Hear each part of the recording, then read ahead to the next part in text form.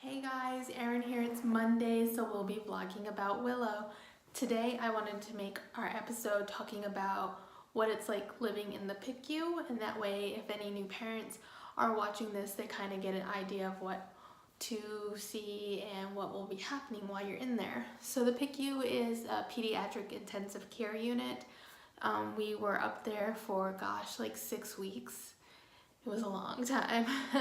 The PICU, you don't get a lot of privacy, because basically if something were to happen, that room that you're in actually becomes like an OR basically, in case they need to do something right there and then.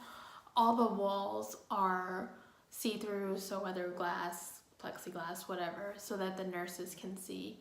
At UCLA in the PICU, it's one nurse for every 2 patients. Unless the patient has a breathing tube, then it's one nurse, one patient. So most of the time we had one nurse, and she would have the patient next to us until Willow had her transplant, and then Willow always only had her own nurse.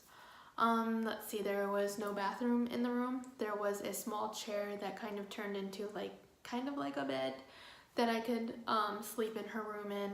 They only allowed one parent to stay overnight. However, they were really lenient about that. Most times if my husband and I both just slept overnight, they didn't care. No visitors after a certain hour, and these are all rules that they will have in a book for you in the room. We did have a phone in there that we didn't really use. We used our cell phones.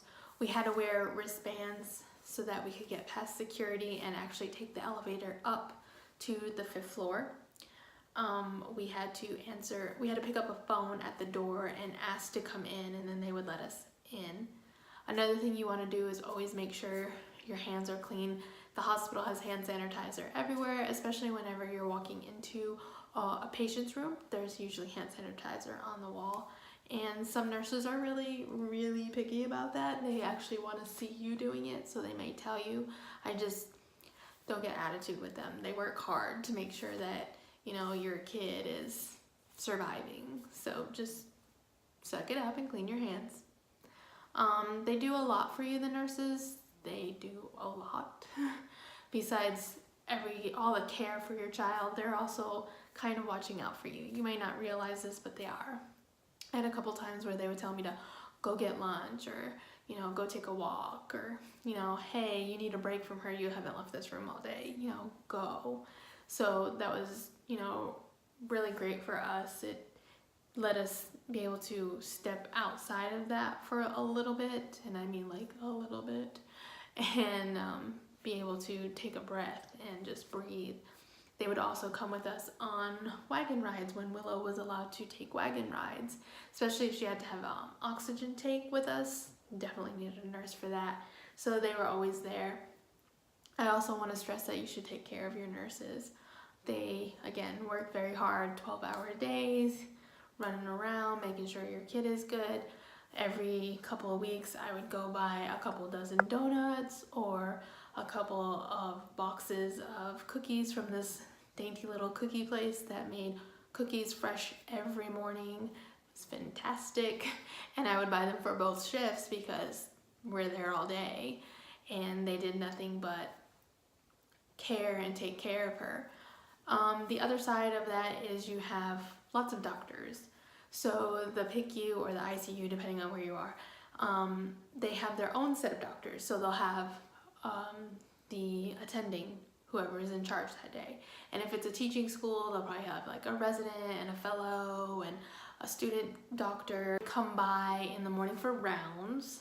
And I thought it was really awesome at UCLA, rounds is actually done in front of your room, so that you have the opportunity to go to the door and listen to what their plan for the day is and what they hope to get done by the end of the day, whether that be pain goals, feeding goals, you know, wet diaper goals, whatever the goals are at that time.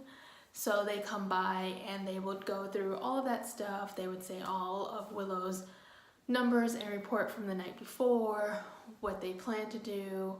They'd go back and forth sometimes on some things, and then my husband and I would have the opportunity to ask questions, suggestions, just whatever we were thinking about.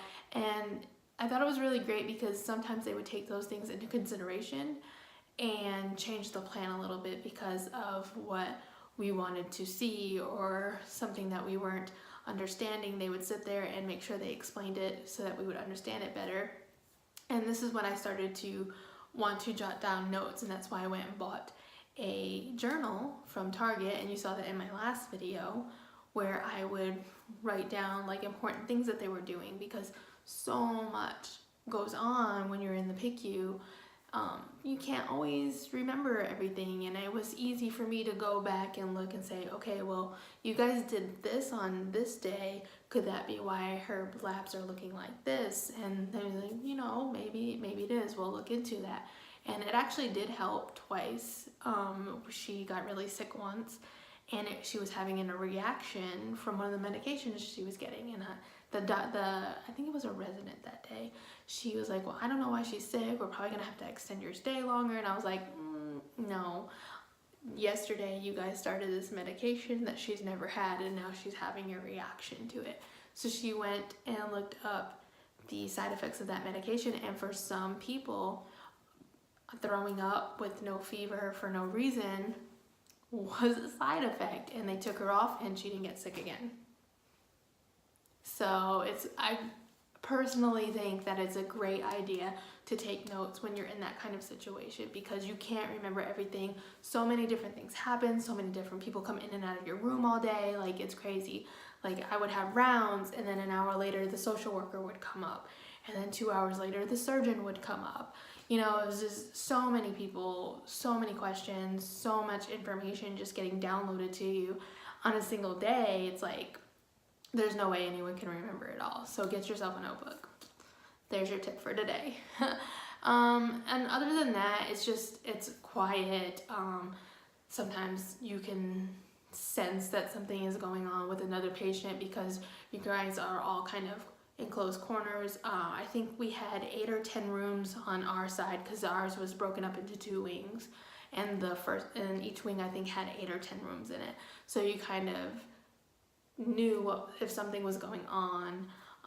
You kind of got to know some of the other patients because, again, closed corners there, and Willow liked to get out of the room, so we would take her for walks because that would calm her down, and she just didn't like being stuck in that crib all day. I mean, it's like baby jail. And she would be hooked up to a bunch of things. I mean, she was getting plasma twice a day, blood transfusions once a day. I mean, on top of that, she had 2 PICC lines at one point because she had so many different medications going in her. It's a lot. And you want to make sure, like, if you have other kids and they're going to come visit, that that's something they can handle. I would suggest maybe taking pictures at first and sharing them with them, because my kids, the first time they came to see Willow, we had been up there for a little over a week, and she was very, very bright colored, and she had lots of lines in her, and she just didn't look like what they last seen her as. And that was a scary moment for them.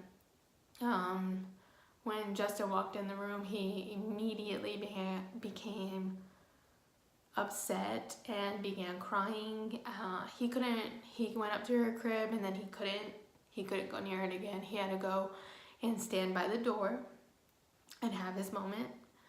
Autumn just kept touching Willow's hand and crying and saying it was too hard. And Emily couldn't even go near the crib. She said, I don't want to see her. I don't want to see her like that. And we had to talk them all into going over there and saying goodbye to her, because we didn't know if that would be the last time they saw her. So that's another good thing, is to sit down with your other kids and just prepare them for that, because it's not easy. I mean, like, it's been 1.5 years and I still have issues talking about it. It's still very raw for me. It's very emotional for me still. I even have trouble speaking about this face to face with people. Like, I'm like, please don't ask certain questions, please don't ask certain questions, because I don't want to start crying. But I'm also very open and honest, so if they do ask me those questions, I'm gonna tell them straight up, look, I'm gonna cry, I'm sorry. It's just how I am. Anyway, I think that's about everything in the PICU. I mean, you're not really gonna understand until you're there, but the biggest tips are to get a notebook, take notes, ask questions. If what they're talking about is still going over your head, stop them. Tell them, okay, you need to do that again, but you need to explain it to me in a way that I'm gonna understand. And keep making them explain it until you understand. And if you don't agree with something that they wanna do, let them know, because that's your right. Just because they're the doctors doesn't mean everything that they think should be done is the right way. There's always another way. And if you're not comfortable with something, speak up. Anyway, I'm gonna end it on that today. Thank you so much for joining me. As always, I really appreciate all of your guys' support towards Willow. It means the world to me. You have no idea. Until next week, guys. Bye.